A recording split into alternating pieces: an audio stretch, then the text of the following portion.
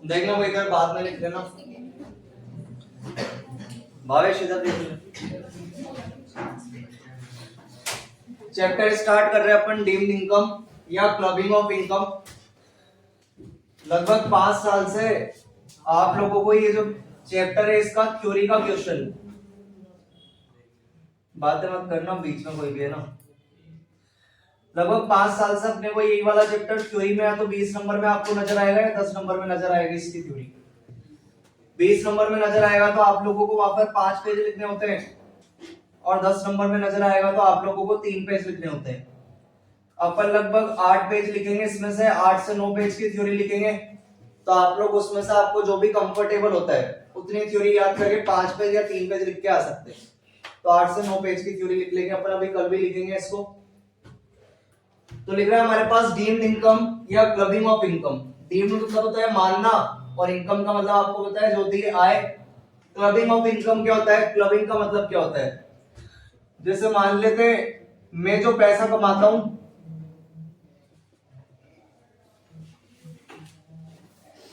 इसमें से मैंने मेरी जो इनकम है वो ट्रांसफर कर दी है मेरी वाइफ को।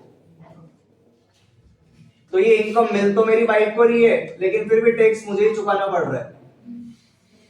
टैक्स मेरी वाइफ को नहीं चुकाना पड़ रहा क्योंकि जो इनकम टैक्स ऑफिसर है वो क्या कर रहा है, मैंने जो इनकम यहाँ पे ट्रांसफर करी है मेरी वाइफ को, तो वो कह रहा है आपकी वाइफ ने थोड़ी ना कमाई है, कमाई तो आपने ही है, तो टैक्स तो आपको ही पे करना पड़ेगा। तो जितनी इनकम मैं मेरी वाइफ को ट्रांसफर करता हूँ 5 लाख या 10 लाख, वो क्लब कर दी जाएगी। क्लब कर दी जाएगी या मिला दी जाएगी मेरी इनकम के अंदर। इसको बोलते हैं अपन क्लबिंग ऑफ इनकम। तो हमारे पास यहाँ पर जो क्वेश्चन आता है वो डीम्ड इनकम के नाम से नहीं आता, वो क्वेश्चन ये आता है income of other persons included in assessees total income. इसके बारे में बोलेगा कि आप ऐसी इनकम बताओ जो अदर पर्सन की इनकम को असेसी की टोटल इनकम में इंक्लूड की जाती है। तो लिख रहा है हमारे पास in order to avoid payment of tax, tax चोरी करने के लिए लोग क्या करते हैं, जो असेसी है वो क्या करेगा, ट्रांसफर कर देगा अपनी इनकम या अपनी एसेट टू अदर पर्संस, दूसरे बंदे को या अपनी वाइफ को। तो in order to avoid payment of tax, tax चोरी करने के लिए या टैक्स का पेमेंट ना करना पड़े, इसलिए जो असेसी है वो ट्रांसफर कर देता है अपनी इनकम या अपनी एसेट किसी अदर पर्संस को। लिख रहा है to check avoidance of tax, tax की चोरी को कम करने के लिए इफेक्टिव प्रोविजंस, जो कि पर्याप्त प्रोविजन से have been made in the income tax act. Income tax act में इफेक्टिव प्रोविजंस बनाए गए, इनफ प्रोविजन बनाए गए। लिखा अंडर द सर्कमस्टेंसेस, इन सभी स्थितियों के अंदर the receiver of income, income का जो रिसीवर होगा वो तो कोई और पर्सन होगा, कोई अदर पर्सन होगा, but the income is included, लेकिन इनकम को इंक्लूड किया जाएगा, क्लब किया जाएगा total income of assessee, assessee के टोटल इनकम में। गुरु भाई लिख रहा है यहाँ पर हमारे पास under the circumstances the receiver of the income is other person, इन सभी स्थितियों के अंदर जो रिसीवर होगा वो तो कोई और बंदा होगा, but income is included, income को क्लब किया जाएगा in the total income of assessee, assessee की टोटल इनकम में। लिख रहा है हमारे पास some provisions of the act are as follows. पहला पॉइंट लिख रहा है हमारे पास एसेट ट्रांसफर टू स्पाउस। यहां पर जो मीनिंग है स्पाउस का मतलब पति भी होता है पत्नी भी होता है, स्पाउस का मतलब हस्बैंड भी होता है और स्पाउस का मतलब वाइफ भी होता है। लेकिन जनरली ये माना जाता है कि एक बंदा काम करता है और वाइफ घर पे काम करती है, तो जो पैसा कमाता है वो हस्बैंड कमाता है। तो ये जितनी भी थ्योरी लिखी है अपन ने हस्बैंड के बेस पे लिखी, जो पैसा तो कमाएगा वो हस्बैंड कमाएगा और हस्बैंड अपनी इनकम ट्रांसफर कर देगा किसको, वाइफ को। तो यहाँ पर स्पाउस का मतलब अपन वाइफ मानेंगे, बाकी होता दोनों ही है। तो लिख रहा है हमारे पास इफ एनी इंडिविजुअल, कोई भी बंदा है इंडिविजुअल ट्रांसफर करता है एनी एसेट, कोई भी एसेट ट्रांसफर करता है अपनी वाइफ को विदाउट कंसिडरेशन, यानी फ्री में गिफ्ट दे देता है, 1 रुपया भी नहीं लेता सामने वाले से अपनी वाइफ से, और फॉर इनएडिक्वेट कंसिडरेशन। अब ये इनएडिक्वेट कंसिडरेशन क्या होता है, मेरे नाम पे कोई बिल्डिंग थी, इसकी वैल्यू थी 10 लाख रुपए, लेकिन मेरी वाइफ को बोला कि तू मुझे केवल 2 लाख रुपए दे दे और ये बिल्डिंग मैं तेरे नाम कर दूंगा, तो ये हो गया इनएडिक्वेट कंसिडरेशन। मुझे पूरे 10 लाख रुपए लेने चाहिए थे मेरी वाइफ से, क्योंकि अगर मैं किसी और बंदे को ये प्रॉपर्टी बेचता तब भी मैं 10 लाख लेता, लेकिन खुद की वाइफ है इसलिए मैंने केवल 2 लाख ही लिए। तो ये तो हो जाएगा इनएडिक्वेट कंसिडरेशन, यानी 10 लाख से कम पैसा लेना, और विदाउट कंसिडरेशन हो जाएगा मैंने फ्री में उसकी प्रॉपर्टी नाम कर दी। तो ये वाला वर्ड बार बार यूज में आएगा, विदाउट कंसिडरेशन यानी गिफ्ट दे देना फ्री में, और फॉर इनएडिक्वेट कंसिडरेशन यानी कम पैसों में अपन ने ट्रांसफर कर दी एसेट अपनी वाइफ को।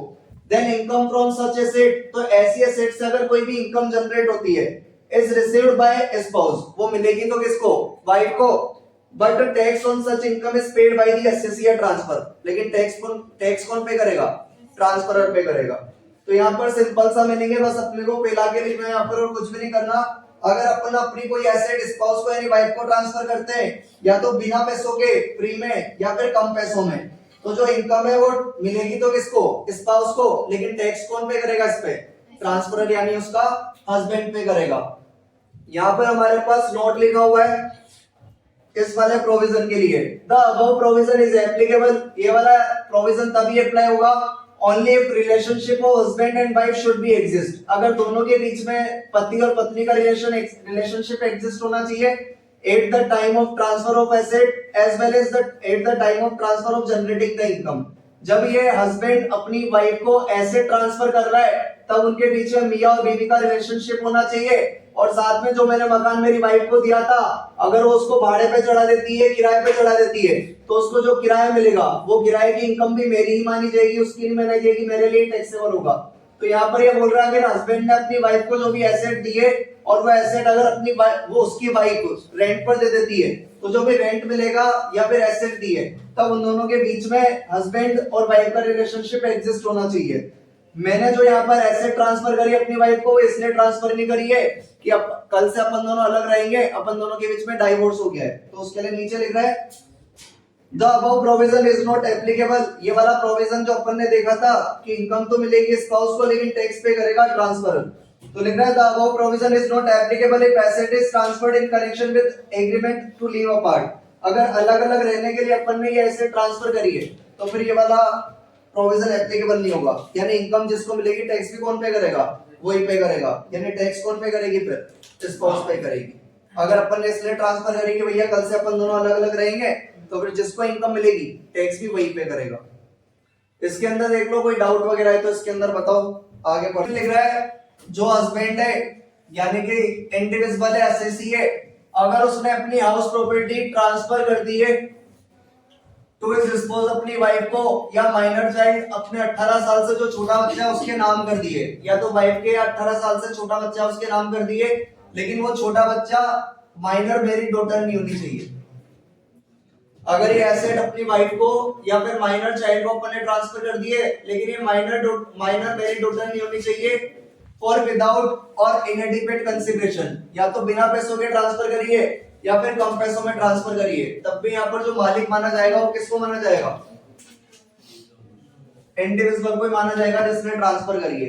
क्योंकि माइनर मैरिड डॉटर के केस में क्या होता है, अगर ये जो इंडिविजुअल ने अपना घर नाम कर दिया है या अपना घर ट्रांसफर कर दिया माइनर मैरिड डॉटर के, तो ऐसा माना जाता है कि एक बाप ने अपनी बेटी को दहेज दिया है, तो दहेज के अंदर जो मकान होगा वो केवल किसका माना जाएगा, फिर माइनर मैरिड डॉटर का। तो जो इनकम होगी वो टैक्सेबल भी किसके लिए होगी, जो इनकम होगी वो किसके लिए टैक्सेबल होगी, माइनर मैरिड डॉटर के लिए। तो अगर उसने अपनी वाइफ को या माइनर चाइल्ड को ट्रांसफर करा है तब तो यहाँ पर मालिक इंडिविजुअली माना जाएगा, ये टैक्स इंडिविजुअली पे करेगा, लेकिन माइनर मैरिड डॉटर को नाम कर दिया है तो फिर वो घर किसका माना जाएगा, माइनर मैरिड डॉटर का, क्योंकि माना जाएंगे एज अ डाउरी आपने अपना घर अपनी बेटी के नाम कर दिया है। आगे लिखा है हमारे पास asset transfer to son's wife, जो मैं हूं, मैं तो मेरी वाइफ का हस्बैंड हूं, लेकिन जो मेरे मम्मी पापा है यानी सास ससुर है, उन्होंने क्या करी, खुद की जो एसेट थी वो फ्री में नाम कर दी अपनी बेटे की बहू के यानी मेरी वाइफ के। तो यहाँ पर जो इनकम है वो किसके लिए टैक्सेबल होगी, मेरे लिए या मेरे मम्मी पापा के लिए, मम्मी पापा के लिए टैक्सेबल होगी। तो यहाँ पर लिख रहा है एसेट ट्रांसफर, अपन ने एसेट ट्रांसफर के लिए बेनिफिट मिले ताकि किसको, बेटे की बहू को बेनिफिट मिल जाए। तो लिख रहा है एनी इंडिविजुअल, अगर कोई इंडिविजुअल है, अब यहाँ पर इंडिविजुअल का मतलब माना जाएगा सास को, ससुर को। अगर कोई इंडिविजुअल है जिसने ट्रांसफर करी है कोई भी एसेट टू हिज या हर सन्स वाइफ, अपने बेटे की बहू के नाम कर दिए विदाउट कंसिडरेशन, या तो बिना पैसों के और फॉर इनएडिक्वेट कंसिडरेशन यानी कम पैसों में, then income from such asset is received by sons wife, income तो किसको मिलेगी, बेटे की बहू को, लेकिन यहाँ पर टैक्स कौन पे करेगा, ट्रांसफरर, और ट्रांसफरर कौन होगा, मेरे मम्मी और पापा। लेकिन यहाँ पे वापस अपने पास नोट लिखा हुआ है the above provision is applicable only if the relationship of mother या father in law and daughter in law exist, मेरे मम्मी पापा ने जो एसेट ट्रांसफर करी है मेरी वाइफ को, वो इसलिए करी है कि भैया तू हमारी बहू है, इसलिए नहीं कि कल को तू हमारे बेटे के साथ मत रहना। अगर इसलिए ट्रांसफर करी है तो फिर तो इनकम किसके लिए टैक्सेबल होगी? डॉटर इन लॉ के लिए, यानी स्पाउस के लिए। तो लिख रहा था above provision is applicable only if the relationship of mother या father in law and daughter in law exist at the time of transfer of asset as well as at the time of generating the income। उस asset से जो income आएगी तब भी हम तो मतलब मेरी वाइफ के बीच में और मेरे मम्मी पापा के बीच में रिलेशनशिप एग्जिस्ट होना चाहिए। आगे हमारे पास लिख रहा है income from asset transfer to any person. यहाँ पर वापस सास ससुर के लिए बोला गया है। जो मेरे मम्मी पापा है उन्होंने क्या करा इस बार अपनी मतलब मेरी वाइफ को है ना एसेट ट्रांसफर नहीं करी, उन्होंने थोड़ा और दिमाग लगाया। ये मान लेते मेरे मम्मी पापा है,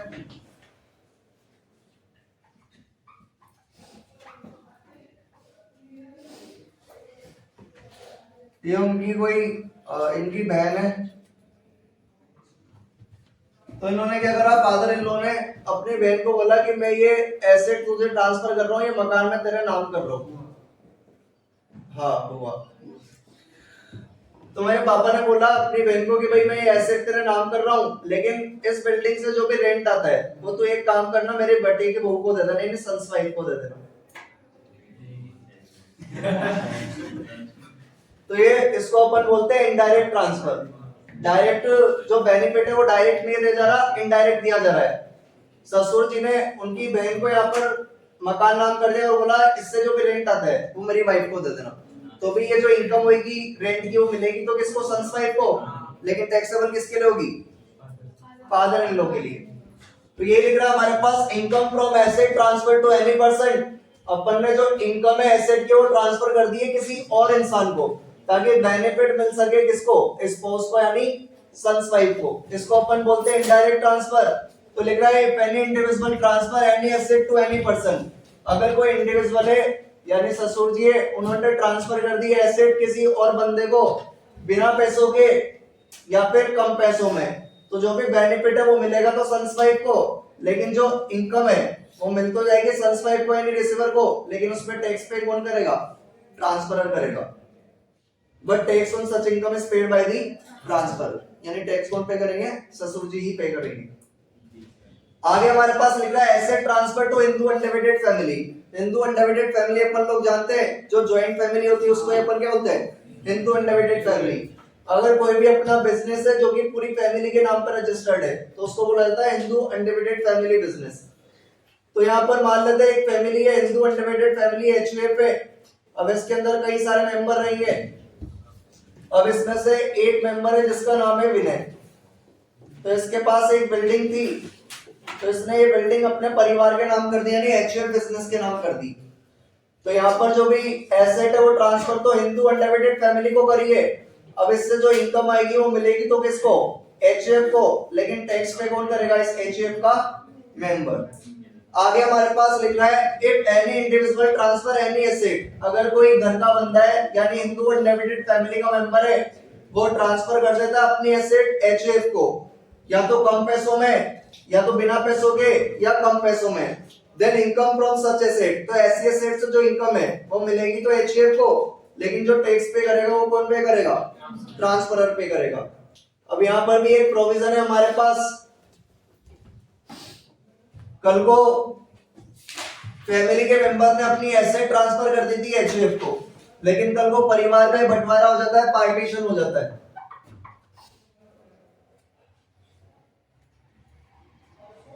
तो मान लेते जो बिल्डिंग मैंने एचयूएफ के नाम करी थी, जो बिल्डिंग मैंने एचयूएफ के नाम करी थी, अब बंटवारा हो गया और घर के अंदर केवल 4 ही मेंबर है। एक तो मुखिया है यहाँ पर, कर्ता, एक इनकी वाइफ है कर्ता की, एक मैं हूं जिसने एसेट गिफ्ट करी थी एचयूएफ को, और एक मेरी वाइफ है।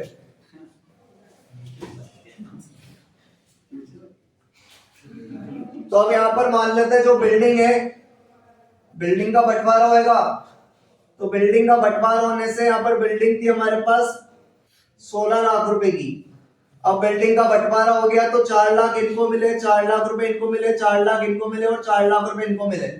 तो ये 4 लाख जो मिलेंगे तो मेरी वाइफ को, लेकिन ये 4 लाख रुपए इसके लिए टैक्सेबल नहीं होंगे। किसके लिए टैक्सेबल होंगे? मेरे लिए, क्योंकि ये बिल्डिंग ले दे के मैंने तो गिफ्ट करी थी। तो ये 4 लाख रुपए मेरे लिए टैक्सेबल होंगे। ये तो बात हो गई एसेट की। लेकिन ये लोग एसेट का बंटवारा नहीं करते, ये लोग बोलते हैं बिल्डिंग चलेगी तो किराए पे चलेगी, फिर इसका जो रेंट आएगा उस रेंट के 4 हिस्से किए जाएंगे और रेंट मान लो 1-1 लाख रुपए मिलता है चारों को। तो जो 1 लाख रुपए का रेंट है वो मिलेगा तो मेरी वाइफ को, लेकिन उस पर टैक्स कौन चुकाऊंगा? मैं, क्योंकि ले दे के इस बिल्डिंग का जो मालिक था वो मैं ही तो था। तो जो इनकम है वो मिलेगी तो मेरी वाइफ को, लेकिन टैक्स कौन पे करूंगा? मैं ही पे करूंगा। इधर लिख रहा है हमारे पास आफ्टर पार्टीशन ऑफ एचयूएफ, अगर एचयूएफ का बंटवारा हो जाता है इनकम फ्रॉम सच एसेट, तो ऐसी एसेट से जो इनकम होगी वो मिलेगी तो स्पाउस को यानी मेरी वाइफ को, लेकिन इस पर टैक्स पे कौन करेगा? ट्रांसफरर यानी मैं। तो ये काफी इजी लैंग्वेज में मैंने लिखा है। जिनको ये कि भाई अब हिंदी मीडियम से, तो आप लोग इसको हिंदी में आराम से कन्वर्ट कर करके लिख सकते हो। तो अपन अभी कल और लिखेंगे इसको, तो आप लोगों के पास इनफ मटेरियल हो जाएगा 20 और 10 नंबर का। वैसे ज्यादातर चांसेस अपने पास 20 नंबर के होते हैं, तो उस हिसाब से रेडी कर लेना आप लोग इस चैप्टर को। बाकी कल देखेंगे फिर अपन इसको। लास्ट क्लास में अपन ने पढ़ा था एचयूएफ के बारे में। जब कोई एचयूएफ का मेंबर उसकी एसेट एचयूएफ को ट्रांसफर कर रहा था, तो उससे जो भी इनकम अराइज होगी वो मिलेगी तो किसको? एचयूएफ को, लेकिन टैक्सेबल किसके लिए होगी? उस मेंबर के लिए। अभी हमारे पास लिख रहा है यहाँ पर इनकम ऑफ स्पाउस, यानी जो वाइफ की इनकम है फ्रॉम अ कंसर्न।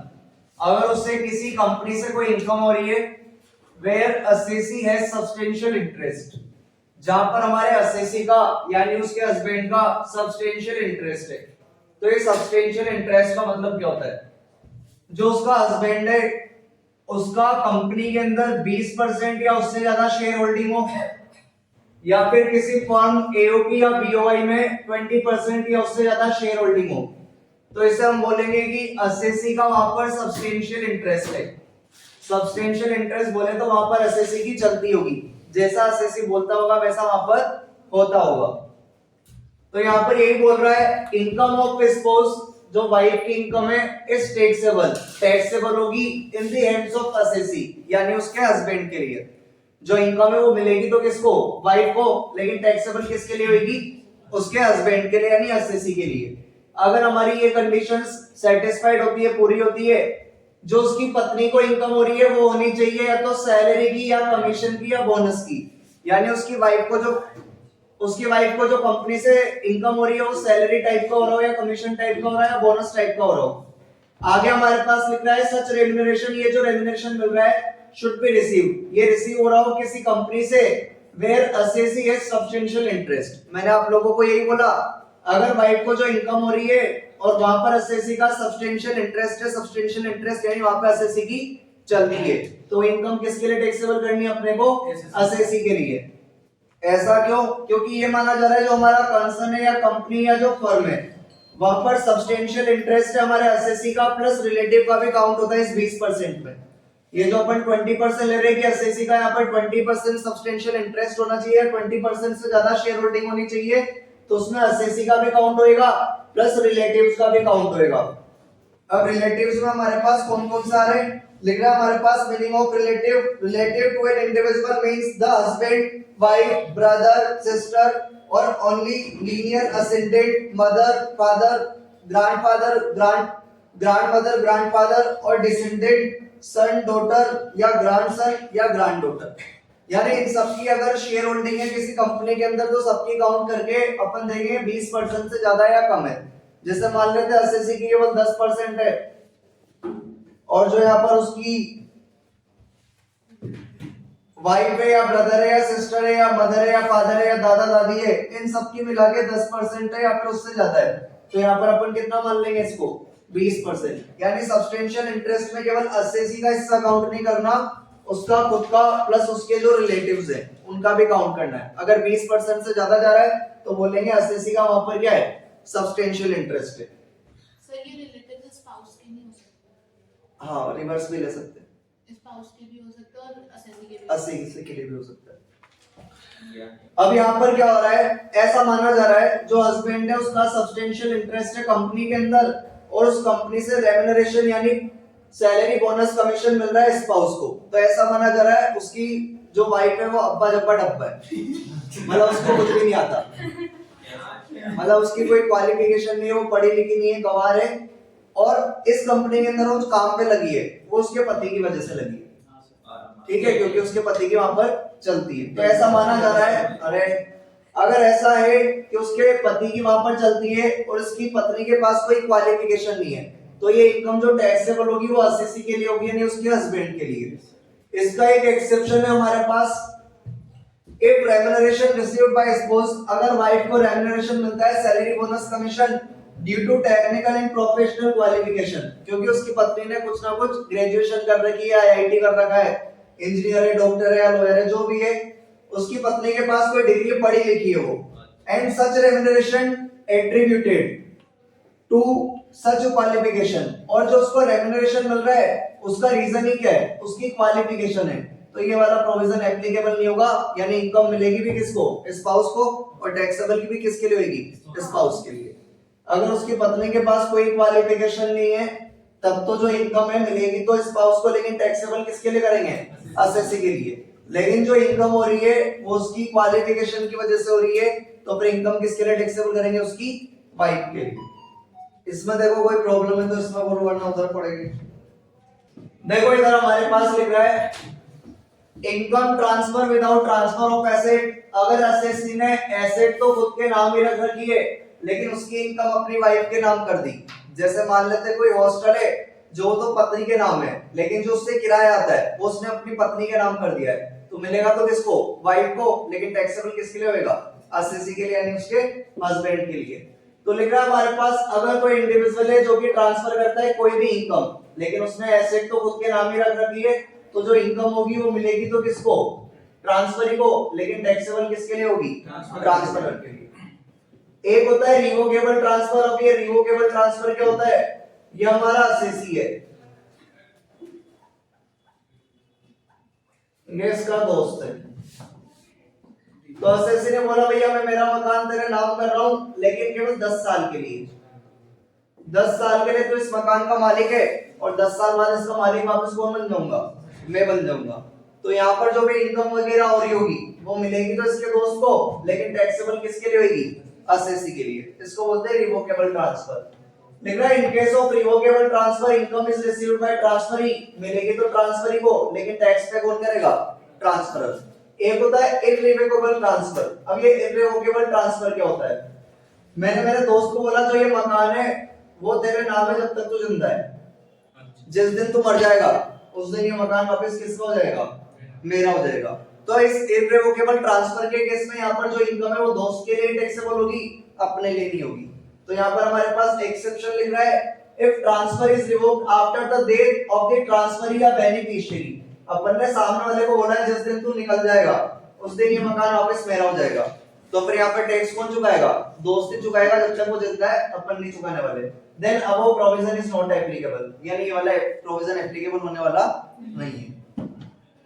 सर कोई रिवोकेबल ट्रांसफर करेगा ही टैक्स बचाने के लिए, पर टैक्स तो उसी को देना पड़ेगा। तो अपन लोग दिमाग लगा रहे तो इनकम टैक्स ऑफिसर भी तो दिमाग लगाएगा, तभी तो ये प्रोविजंस बना के। लोगों ने पहले टैक्स चोरी करने के लिए ऐसे ही करते थे, मेरा मकान थोड़ी ना मैं कहीं के लिए दूंगा, अब आप लोग दिखा दो आपकी बुक में किधर लिखा हुआ है, तो उन लोगों ने फिर एक नोटिफिकेशन निकाल दिया, अगर आप लोग ऐसा करते हो तो टैक्सेबल आपके लिए होगा, आपके दोस्त के लिए नहीं होगा। जब तक लॉ की बुक में कुछ रूल ही नहीं लिखा हुआ है तो फिर आप लोग कैसे मनमानी कर सकते हो। तो फिर उन लोगों ने नोटिफिकेशन निकाल के, सर्कुलर निकाल के जो टैक्स है उसके अंदर चेंज कर रहे हो, अभी भी चेंज होता ही जा रहा है। आगे हमारे पास लिखा है when any asset is transferred by individual to his spouse या son's wife and such amount is invested in business by transferring. अब इस लाइन का मतलब क्या है, जैसे ही हमारा एसएससी है और ये इसकी वाइफ है यानी स्पाउस है, तो स्पाउस के मन में ये था कि भाई मुझे बिजनेस खोलना है या मुझे कहीं ना कहीं इन्वेस्ट करना है। स्पाउस के पास मान लेते 10 लाख रुपए ऑलरेडी रखे हुए थे और एसएससी ने यहाँ पर इसको कुछ रुपए यानी 20 लाख रुपए दे दिए। कि लो भाई तू तेरा बिजनेस स्टार्ट कर ले। तो इसके पास टोटल 30 लाख रुपए आ गए। अब ये 30 लाख रुपए से जो बिजनेस करेगी और उससे जो भी प्रॉफिट कमाएगी, तो उस प्रॉफिट में मान लेते हैं इसने 1 लाख रुपए कमाए, तो 1 लाख का जो 10 लाख होगा अपन निकालेंगे प्रोपोर्शनेटली। इस 1 लाख के दो टुकड़े किए जाएंगे, एक तो 10 लाख के लिए और एक 20 लाख के लिए। तो 1 लाख की जो इनकम है, 1 लाख का जो प्रॉफिट है वो तो किसके लिए टैक्सेबल होगा? स्पाउस के लिए। और 1 लाख का प्रोपोर्शनेट निकालेंगे अपन 20 लाख के लिए, फिर उसका जो भी इनकम निकलेगा, प्रॉफिट निकलेगा, वो किसके लिए टैक्सेबल होगा? एसएससी के लिए। मान लेते हैं 1 लाख में से जो कंट्रीब्यूशन जा रहा है स्पाउस के 10 लाख का, वो जा रहा है हमारे पास 40,000। तो 40,000 पे टैक्स तो कौन चुकाएगी? स्पाउस। और बचे हुए जो 60,000 है वो जा रहा है एसएससी के लिए। तो 60,000 पे टैक्स कौन चुकाएगा? एसएससी। यहाँ पर यही लिख रहा है व्हेन एनी एसेट, अगर कोई एसेट ट्रांसफर की जाती है इंडिविजुअल के द्वारा अपनी वाइफ को या ससुर जी के द्वारा अपनी बेटे की बहू को, एंड सच अमाउंट, और ये अमाउंट इन्वेस्ट कर देती है उनकी बहू किसी बिजनेस के अंदर, ट्रांसफर यानी स्पाउस, तो प्रोपोर्शनेट प्रॉफिट इस बिजनेस का क्लब्ड होगा उसकी बीवी के लिए। अब ये अपन कैसे निकालेंगे? Income from business. Income from business हमारे पास कितनी आ जाएगी? 1 लाख का प्रॉफिट हुआ था, गिफ्टेड बाय एसएससी। एसएससी ने गिफ्ट कितने करे थे? 20 lakh. Capital of business on first day, total capital हमारे पास कितनी थी? 30 लाख। तो इस तरह जो भी प्रॉफिट आएगा हमारे पास, वो प्रॉफिट तो टैक्सेबल होगा स्पाउस के लिए, और बाकी का बचा हुआ किसके लिए टैक्सेबल होगा? एसएससी के लिए। आगे हमारे पास लिख रहा है income of a minor child, 18 साल से कम का बच्चा। Income of a minor child is taxable. अगर 18 साल से छोटा बच्चा इनकम कमा रहा है तो इसकी इनकम टैक्सेबल होती है उसके माता पिता के लिए। Whose income is more before clubbing minors income, दोनों की इनकम का टोटल लगाया जाएगा, पत्नी का भी और पति का भी, मम्मी का भी और पापा की भी। दोनों की टोटल इनकम मान लो, जो पति है उसकी तो आ रही है 10 लाख और पत्नी की आ रही है वो आ रही है 8 लाख। तो दोनों में से ज्यादा किसकी है? पापा की। अब पापा की इनकम में फिर अपन जोड़ देंगे माइनर की इनकम। माइनर मान लेते कमा रहा है 2 लाख रुपए, तो फिर पापा की टोटल इनकम कितनी मानी जाएगी? 12 लाख रुपए। लेकिन ये 2 लाख रुपए जोड़ने से पहले देखनी है कि किसकी टोटल इनकम ज्यादा है। माइनर की इनकम थी 2 लाख, उससे पहले अपन ने काउंट करा पापा तो टोटल कमाते 10 लाख और मम्मी टोटल कमाती 8 लाख। दोनों की इनकम में से पापा की इनकम ज्यादा है, फिर 2 लाख जोड़े तब जाके फिर टैक्स लगाएंगे। ऐसा नहीं 2 लाख इंक्लूड करते हुए लेना है। तो इसलिए यही बोला income of a minor child is taxable in hands of the parent whose income is more before clubbing minors income। Minor को इनकम, माइनर की इनकम जोड़ने से पहले देखेंगे किसकी इनकम ज्यादा आ रही है। लेकिन 3 एक्सेप्शन है इसके भी।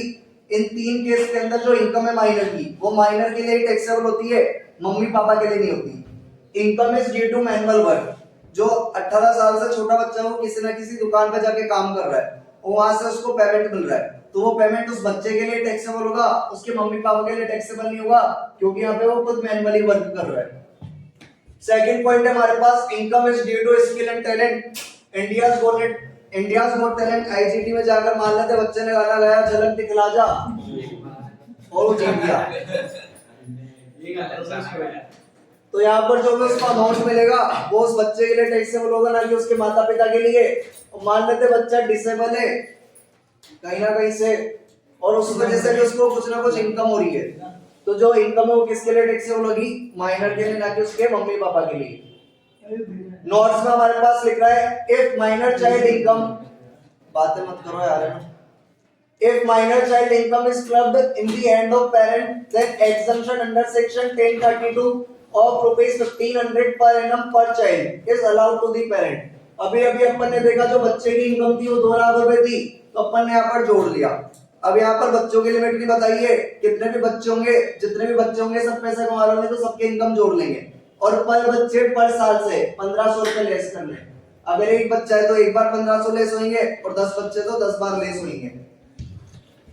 यहाँ पर हमारे पास लिख रहा है once clubbing of minors income is done with that of one parent, it will continue to be clubbed with that parent only। एक बार अपन ने जो इनकम है वो पापा की इनकम में जोड़ ली, तो हर साल अपने को फिर इनकम कैलकुलेट नहीं करनी कि पापा की ज्यादा है मम्मी की ज्यादा है, फिर हमेशा इनकम जो होगी वो किसकी इनकम में जोड़ी जाएगी? जिसकी ज्यादा होगी पापा की इनकम में। एक बार जिसके में जोड़ दी उसी की में फिर कंटिन्यू चलता रहेगा, फिर कुछ नहीं होने वाला।